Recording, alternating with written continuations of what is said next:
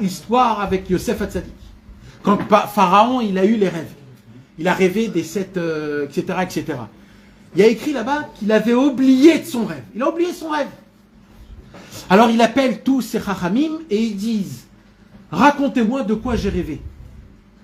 Parce que j'ai oublié de quoi j'ai rêvé. Et c'est sûr que votre interprétation, elle sera vraie. Parce que si tu sais me dire mon rêve, tu sais aussi me l'interpréter. » Alors il entend, chacun ils disent des choses. Personne dit le vrai rêve. Yosef Hatzadik qui vient et il dit « T'as rêvé de ça et ça et ça et ça et ça et ça. » Et d'un coup Pharaon il dit « Ah oui, je me rappelle, oui. » C'est quoi l'interprétation? Il lui dit 7 années de famine, 7 années d'abondance.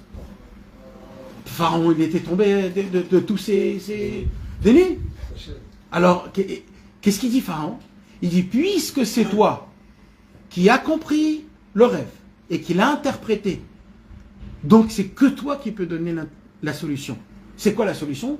Il lui dit, pendant les 7 années de la famine, on engrosera, pour qu'il y ait les 7 années, etc.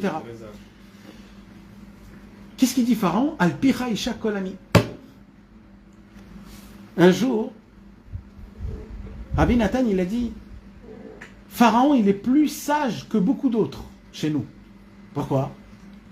Parce qu'il y a des gens que quand ils étudient dans le Likutei Moharan, où il y a écrit Tzadik, Tzadik Ador, Talmidei Chachamim, Chacham, etc., etc., alors ils peuvent dire, voilà, c'est sur mon Admour à moi, c'est sur un tel et un tel, un tel. Il dit Rabbi Nathan, quand Pharaon, il a entendu de Yosef Hatzadik l'histoire et l'interprétation, il ne s'est pas posé la question si c'est lui qui doit interpréter, si c'est pas lui. S'il sait dire et le rêve et l'interprétation, c'est que c'est lui le patron. Tout de suite, il a compris. Si le tzaddik, Rabbi Nachman, il dévoile des choses aussi grandes sur des tzaddikim, c'est pas qu'il va nous laisser chercher des autres. C'est que s'il le dit, c'est lui. Il parle de lui. Mais il y a une certaine finesse, comment dire les choses. Donc, en se parlant de lui, alors, au lieu de dire je, alors, avec une certaine finesse et avec une classe, comme on dit, une noblesse, alors il dit le tzaddik adore. C'est pareil avec le Noam Elimelech. Vous savez, mes amis, le Noam Elimelech, en vérité, c'est qu'un livre de la grandeur de lui personnel. C'est quoi le Noam Elimelech? Le Noam Elimelech, il parle que du tzaddik.